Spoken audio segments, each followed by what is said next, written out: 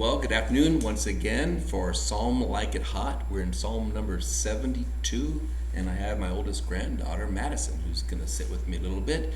They came and surprised us by visiting us this week, and we're glad to have them here. So, I'm going to turn it so you can see her a little bit better. All right.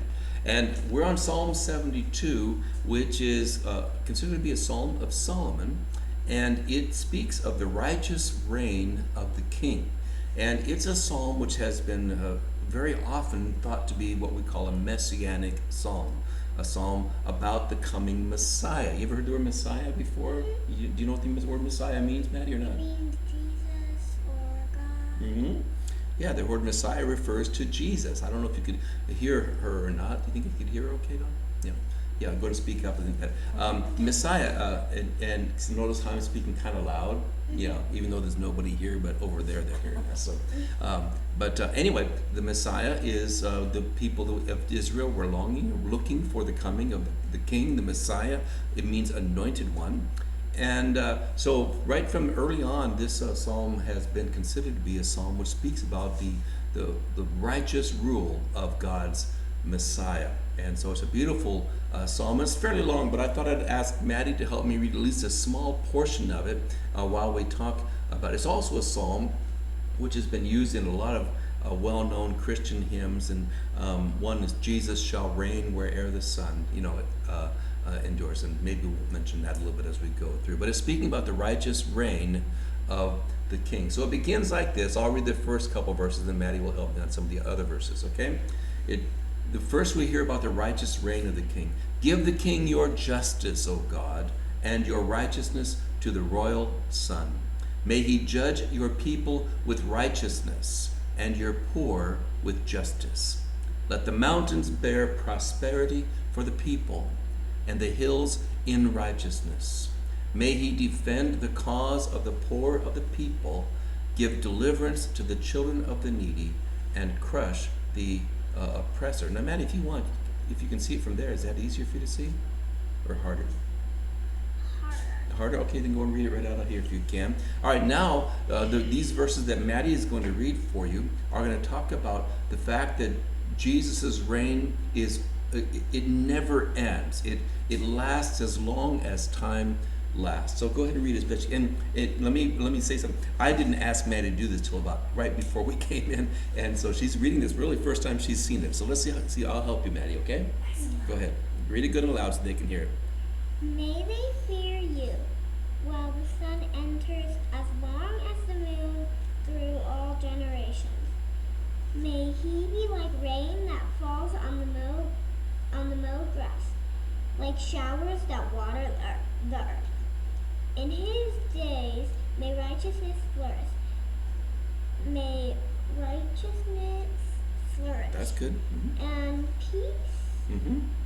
abound until the moon be no more. Excellent, Maddie. That was great. I'm really impressed. So it's saying there, look at those words. If you think about those words, Maddie, how long should they be able to fear him? As long as the sun, what? As long as the sun enters. Endures. You know what that word means? As long as the sun lasts. In other words, may God's reign last even as long as you think the sun will last a long time? Yes, it will. And as long as the moon throughout all generations, like as long as people are living. And it may be like the rain, the next thing the verse you said was like the rain that falls on the mown grass. Did we have rain here this week when you guys came in? Yeah, we sure did. And we enjoyed seeing the rain come down on the grass, which we have in our backyard. So what do you think, how do you think the grass feels when rain falls on it? Like it feels really good, and it feels like it's gonna last longer. That's right. Yeah. So may God's reign for us be like when the rain falls on the grass, like the showers that water the earth. Then it went on to say, in his days may the righteous flourish and peace abound, as long as the moon is still here. Right. We're going to go on to verse 8 a little bit. I'm going to talk. This talks about. That may talk about the length of the reign of the king that starts and goes on forever. This section talks about the breadth of the king's reign, that it would go from one end of the world to the next. Do you want to try reading some of that? I'll help you if you don't know some of it. I'll stop you at verse 8. Okay, verse 8. Mm-hmm. May he have That's a hard word. Dominion. dominion from sea to sea, from sea to sea, and from the river, and the ends of the earth. Mm-hmm. May deserts, Yes. Desert what? Desert tribes.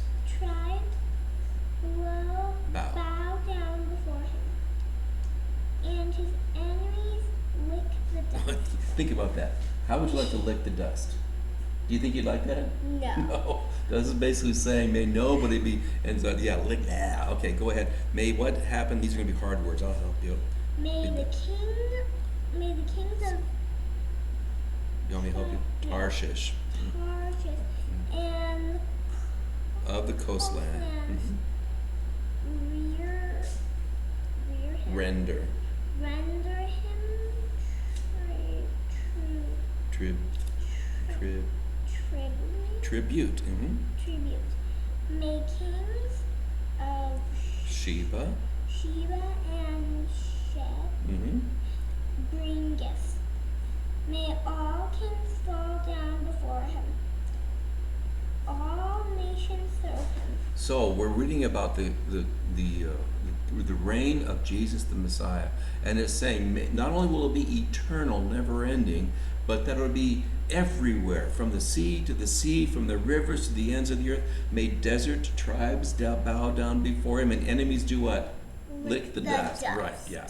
And may the kings of Tarshish and the coastlands, in other words, all these kings, everybody bows down to Jesus, the true King of the world. Verse 11, may all kings bow down before him. So he's a very powerful king, but we see in this next section that he is also a very compassionate king. Do you want to read a little bit more, or is it too much? This is a very long one. So where did I start? we're starting at verse 12 here a little bit. Okay.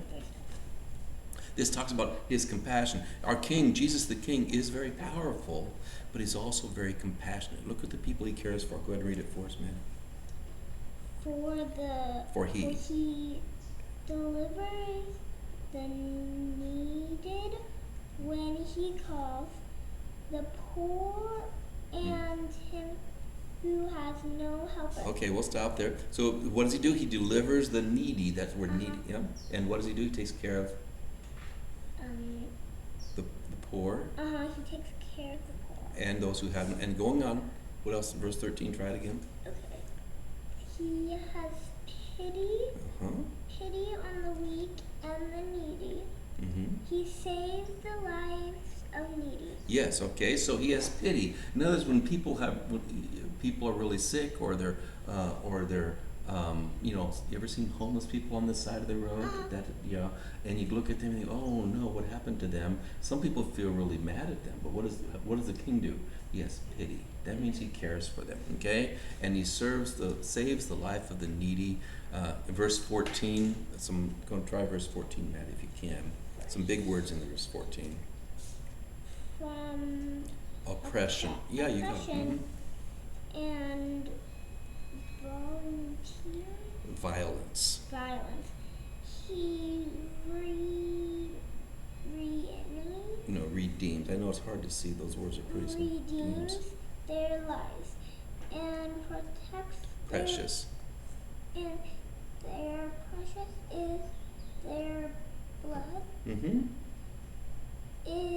In his sight. Okay, precious is their blood. That means when they're hurting, if they're bleeding, he feels lots of compassion for them. Right? Okay? So that's the compassion. So he's a very powerful king. His kingdom never ends, and he has compassion, and we're going to see here that he gives great blessings. Great blessings. Go ahead and read the verse 15 if you don't mind. Long may he live. May gold of Sheba be given to him. May prayer be made for him continually, and blessings invoke for him all day. Okay, here they're saying, you ever heard someone say, long live the king? That's what this is. Long may he live. So he lives for, and may gold be bringing, and prayers made for him, and blessings for him all day. Go in verse 16. May there be ounces, Let me help you with that word.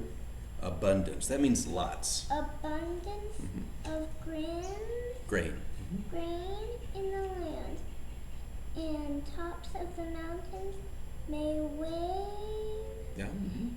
May its fruit be like Lebanon. Lebanon.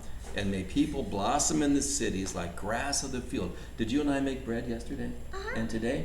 You know what bread is made of? What is bread made out of? Do you know?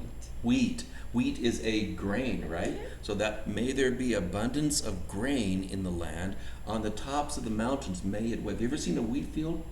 You've probably never seen that. Even though you live in California, it blows back and forth. It can wave like that. Okay. And you know the little design we put on that those were grains of wheat. Imagine those being up in the sky and then pots of flowing back and forth like thousands of them. All right, does that make sense? Abundance of grain on the tops of the mountain. May its fruit be like Lebanon, and may people blossom in the cities. What does it mean when the people blossom? Flowers blossom, don't they? What does it mean if people blossom? What do you think? Maybe like they grow in relationship with God. Yeah, maybe that. That's exactly right. Like the grass of the field. All right? And may his name endure forever. All people blessed in him. All nations call him blessed. Do you want to read the last couple of verses for us? Verses 18 right there.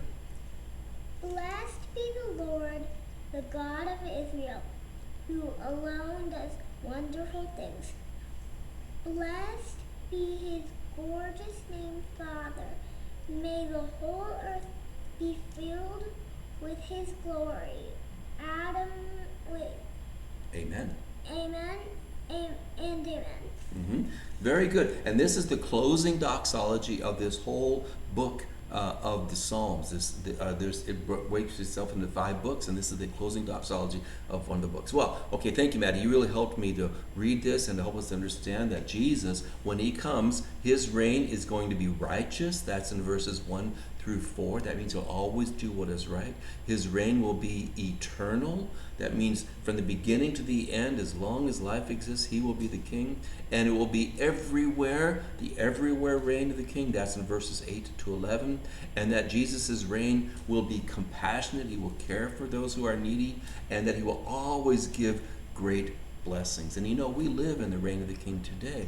It won't ultimately be true until Jesus comes back. But right now, those of us who follow Jesus, we're called to live like our true king is Jesus himself. So we want to emulate all the things that matter to Jesus. Righteousness and his reign, his endless reign, his compassion, and the endless blessings that he gives. Well, thank you, Maddie, for reading that. That was a very, very hard. And I'm really proud that she did. I asked her right before I came on, Maddie, do you think you want to try to read some of this? And other than the first couple verses, she never had a chance to read any of it till right in front of you. So I'm very proud of you, Maddie. Okay? All right, thanks. Have a great, great week. We'll see you next time in Psalm 73. All right.